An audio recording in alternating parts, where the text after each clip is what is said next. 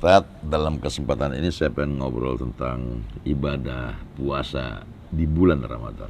Puasa kayak banyak, Ramadan itu khusus, sampai Allah katakan dia sendirinya akan membalas ganjaran pada orang yang berpuasa.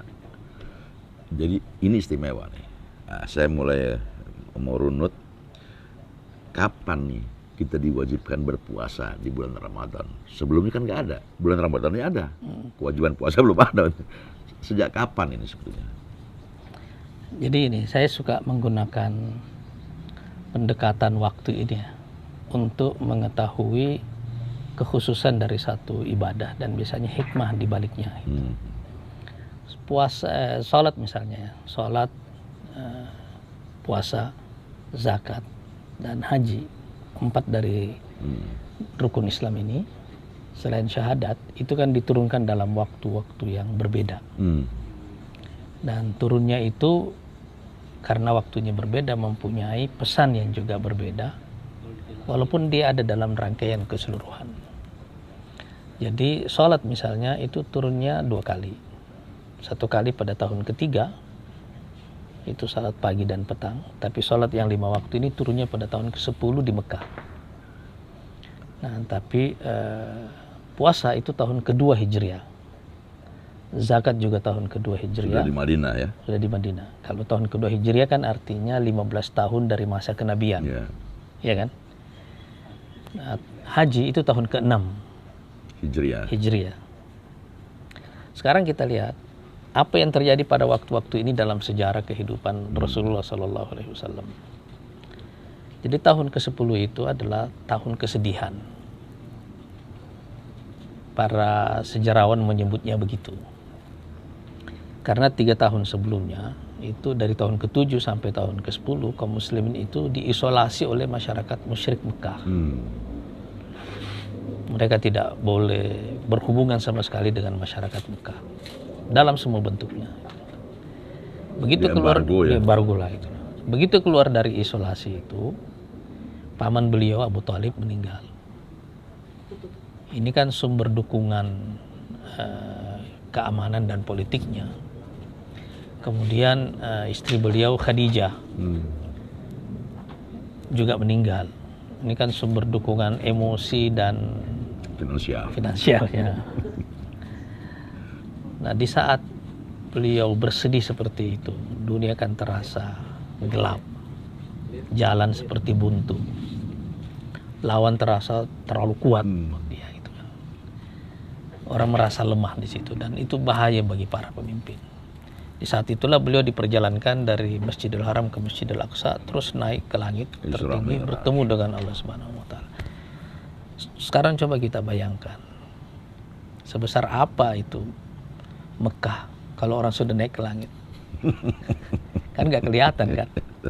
Kecil semua. Bumi ini kan juga nggak kelihatan kalau orang sudah naik ke atas itu.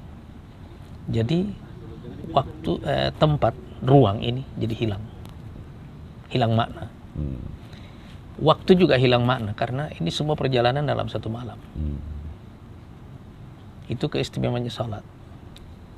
Di saat kita lemah, ada jalur komunikasi naik ke langit, ke sumber kekuatan yang tidak terbatas. Maka tantangan ini jadi nggak ada nilainya. Makanya Rasulullah setelah turun dari langit itu kan langsung melakukan rekrutmen kepada kaum Ansor di Madinah, menyiapkan negara Madinah, dan kemudian hijrah, dan setelah itu negaranya berdiri. Jadi justru di titik nadir itu beliau melakukan lompatan, dan kuncinya itu di sini, salat itu ya. Makanya Rasulullah SAW mengatakan, as-salatu mi'rajul mu'min. Salat itu adalah tangga naik orang beriman ke langit. Nah, sekarang puasa, itu tahun kedua. Kan semua negara yang baru berdiri pasti rapuh, ya kan?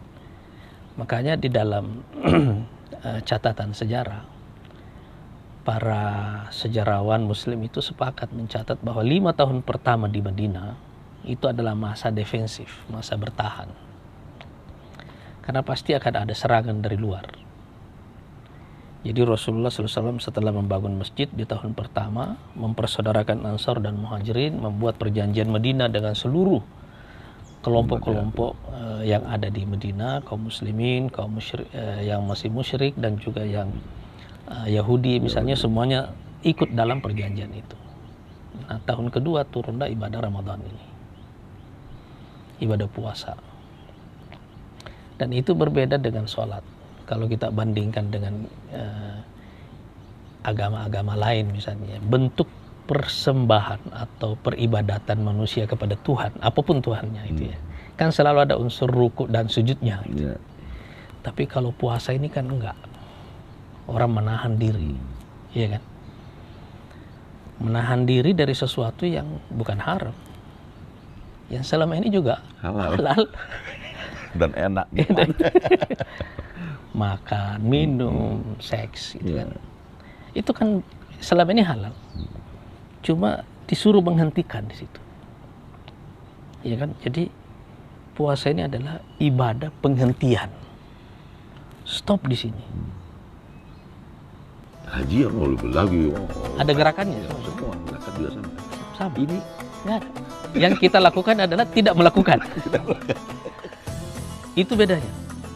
Dan makna penghentian itu apa bagi setiap muslim itu?